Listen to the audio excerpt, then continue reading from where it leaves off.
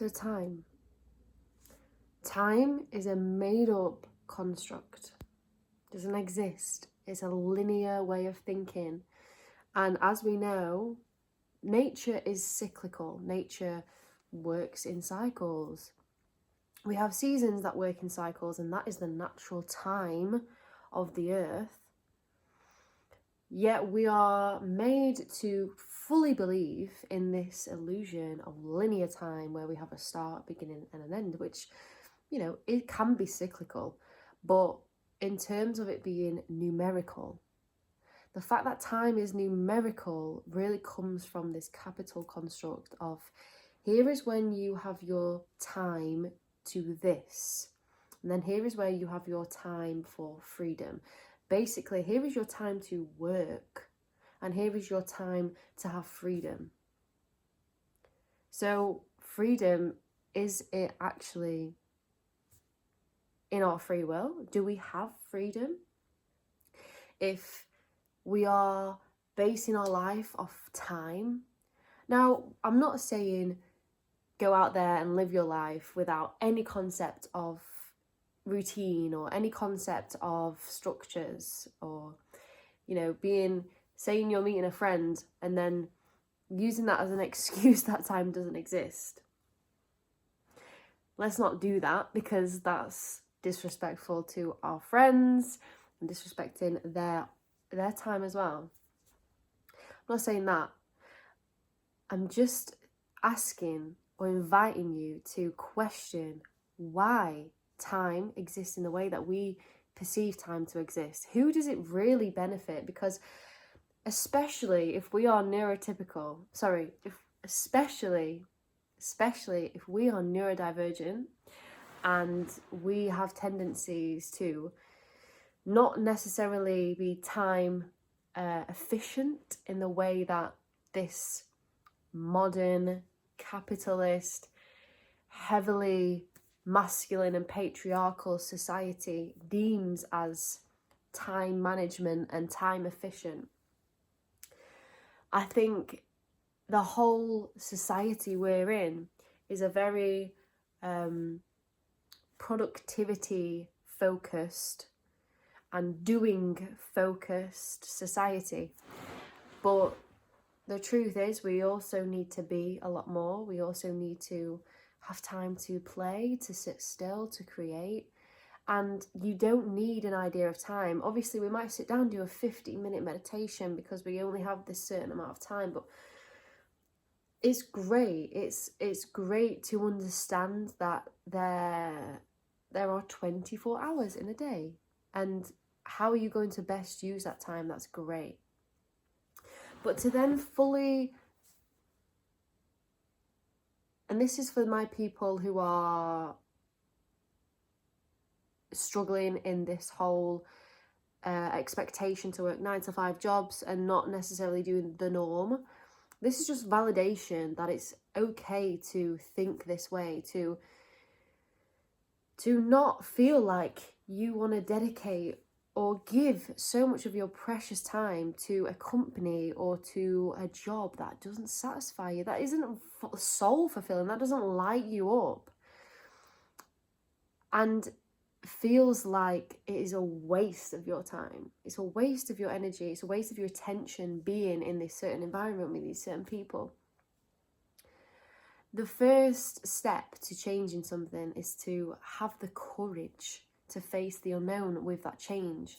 And I want to empower people to feel courageous, to feel like they have the bravery and the resources. And more importantly, you don't feel alone in this journey, because many of us have done this. Many of us have chosen to not conform to society in this way, in this whole linear normal fact. It's like a factory, isn't it? It's a military operation for big companies to make lots of money off our hard work.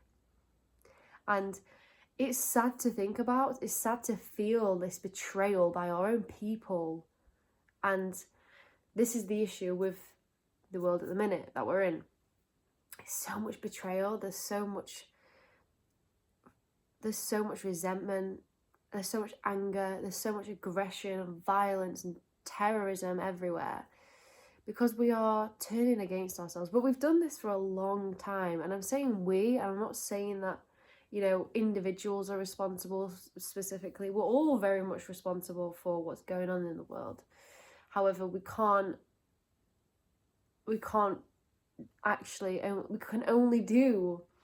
take that responsibility individually. We can take that responsibility with ourselves and not feel this anxiety over the future, and we can't truly know what the future is going to hold. And this is the whole concept again of time being a trap, and really understanding that the only thing we do know for certain is the present moment. It's only in the present moment that we know reality, and that is a rational way to go about your life, is to be present. But we're constantly thinking about the future. We're constantly thinking whether it's, you know, what we have to do tomorrow, or when the next pay is going to come in, and the bill, and then the holiday. And I'm just giving loads of examples, but we're constantly thinking about the future. We're so far away from this present moment.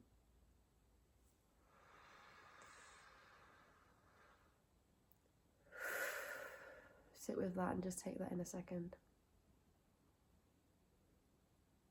Come back to this moment. Because even watching this, even sharing this, is taken away from our freedom of the present moment. And we have our sovereignty when we are aware of our own being in this present moment. And we're aware of where our mind might be taking us. But having this time, what a wonderful blessing to have time on this earth, to have time to experience all of life on this earth. How are we spending our precious, precious time?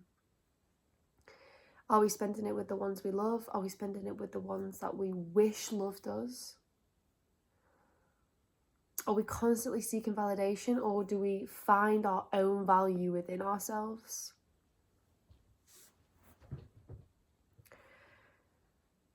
So this notion, again, I'll come back to time is a trap.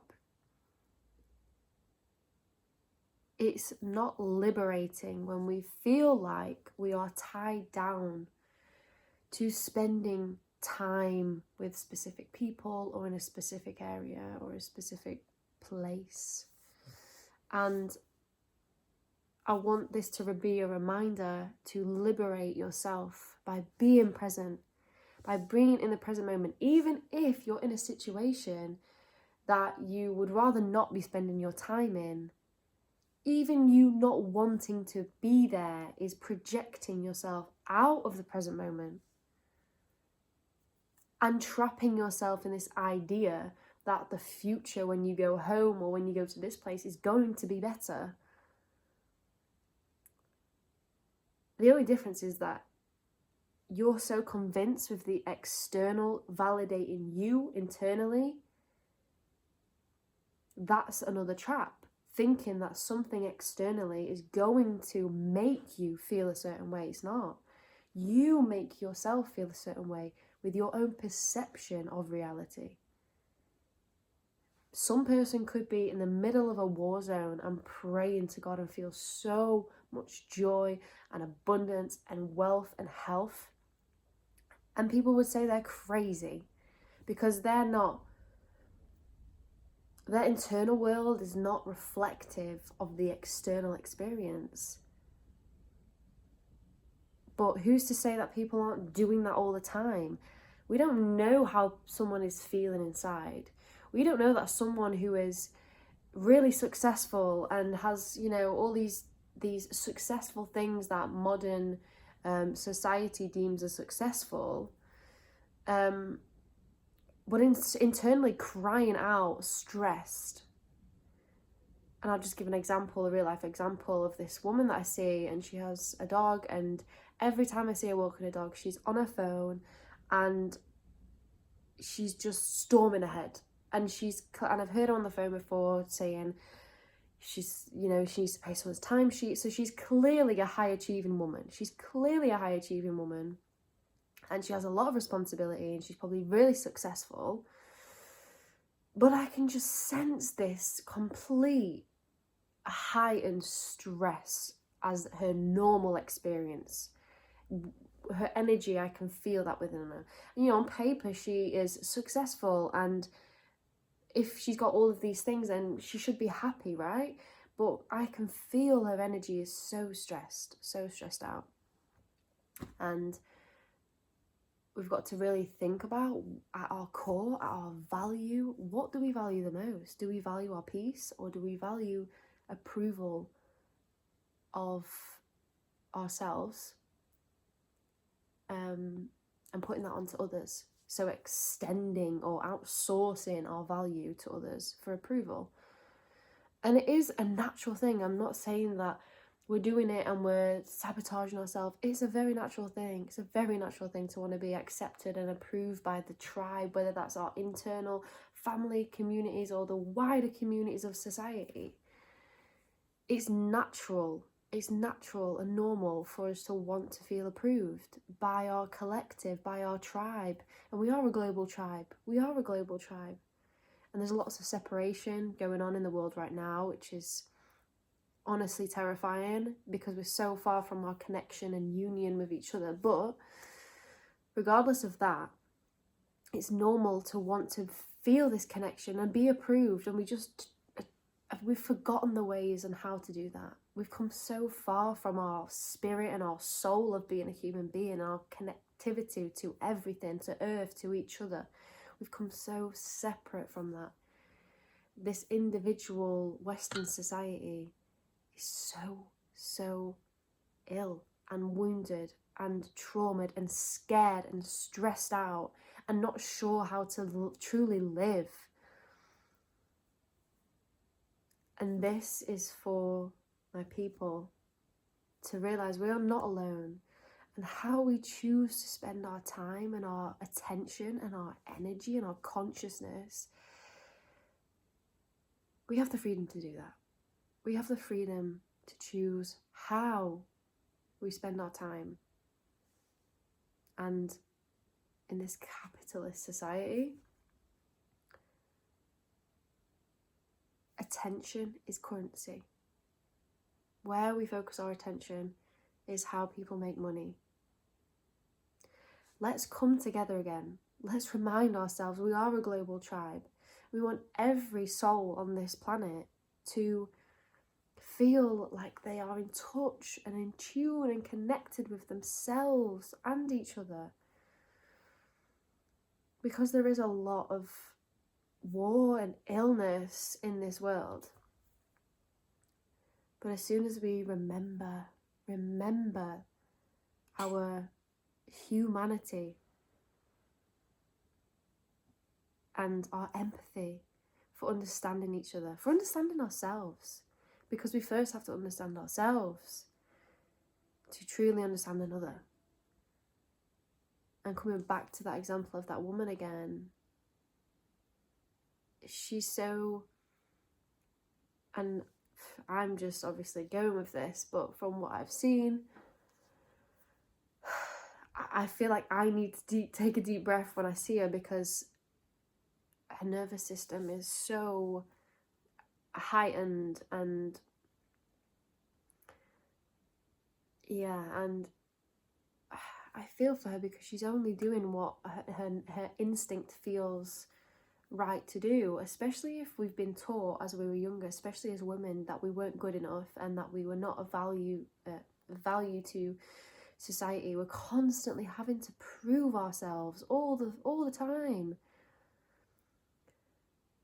especially in this society that is so patriarchal and greedy. And the psychopaths are running the show. They're running the show. And if we aren't aware and conscious, we will fall. We will fall for their deception of what reality truly is about, or what being a human is about. You know, is being a human really about sitting in an office staring at a screen for 7 hours a day, 5 days a week, however many days a year? Is that what being human is? I don't know. For me, it's absolutely not what's being human. But this is what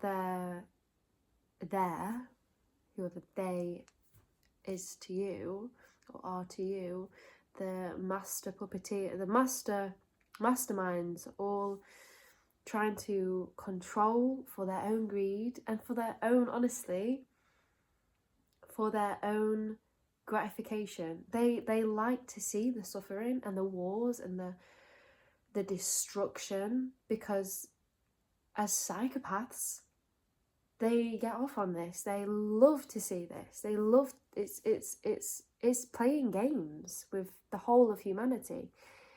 And if we are not aware or in touch with ourselves, and we're so focused externally and projecting our value or our power or our freedom onto external things or external constructs, and outsourcing all of our value, they're winning at this game, you know, of love and fear. It really is just completely, this duality of love and fear is so unbalanced right now. And only through speaking to friends do I actually know about the horrors that are happening, and thankfully through my community, I know about what's happening. But you know, it's interesting because as of recently I've been experiencing a lot of very like aggressive situations, you know, and sometimes you're so focused on your own reality, you're like, I'm creating this reality, you really forget that there's actually you're part of a bigger network of consciousness, and you're part of other beings and other realities, and you know, it's very collective. That sometimes when these things seep through your reality, you're like, what the fuck was that about? Like, so many weird things have been happening, so many very like aggressive things have happened, and even for myself, I can feel myself getting a little bit like agitated and aggressive, and I didn't really have like a logical reason as to why. And these, you know, these I feel like sometimes I'm in a little bubble, and we can all feel like we're in this bubble of our own reality and our own thoughts and our own belief systems, and then things obviously come through because we're in this reality with other beings who are creating as well, because we all have an element of free will. We get to choose where to focus our energy. We get to choose the actions. There are controllable things and uncontrollable things in our reality. But, you know, when these things seep through and shit kicks off, I'm like, whoa, what? And like recently it's been really escalating for me, and I've been like, what the fuck is this? What is this world? You know, I'll go and do like a food shop, and shit is kicking off, and people are just coming out and cutting me off, and I'm like, what the fuck is going on? And I spoke to my friend, and he was telling me about all of these, you know, things that are going on in the UK, and I was just like, what the fuck? That makes sense. Like, I can feel this energy, and I have been clearly ignorant to what has been happening, because sometimes ignorance is bliss, you know, sometimes the less you know, the better. But I'm really glad that he showed me what's really truly going on, because I would just love to offer this wisdom to those people that feel helpless, that feel so anxious about what is going on and don't have any hope. I just want to give a little bit of that hope with my perspective and my, you know, experiences, and yeah, to help as many people as possible with the whole shit that is going on in the world right now. You know, it really is a case of how we are with ourselves is massively going to affect this on a purely quantum level, on a frequential on a quantum level, if we can vibrate this love and acceptance with ourselves, we are creating that reality, and we are literally expressing this frequency of love and acceptance. And I really truly see it, if we look at the world as these little hotspots of like frequency all around this darkness and this shadow, and we have to obviously see the shadow to understand it and to understand like what is going on. But I see it as these frequency radars, you know, like of this loving frequency. And the more love we can have for ourselves, and the more connected we can be in our inner communities, and the more love we can share with our friends and family, then that will radiate out into those that need it, that are so lost, that are so frightened, that are so attached to their emotions and to their beliefs, and forget that you are not just your ego, you are not just your thoughts. It's not a case of we're separate and you are less than me because you look like this, or you behave like this, or you identify as this. We are all one tribe. We are all one tribe. So yeah, if we can come back to a place of remembering that we have freedom to choose our time, where we spend our time, our actions, where we can choose to love ourselves and connect with ourselves deeper, and just put down the distractions for a little while. Just put down the external distractions and just sit with yourself. Just look within and see that you are way, way more than what you ever imagined. Whatever that means for you. You are so loved. You are so valued and important in this world right now, because you get to choose. You get to help be those loving, kind, compassionate and empathic and affectionate people that can truly make such a difference in this world. And it needs you. It needs you to connect with yourself and to connect with those that you love and your inner communities. So sending so much love. Thank you for listening.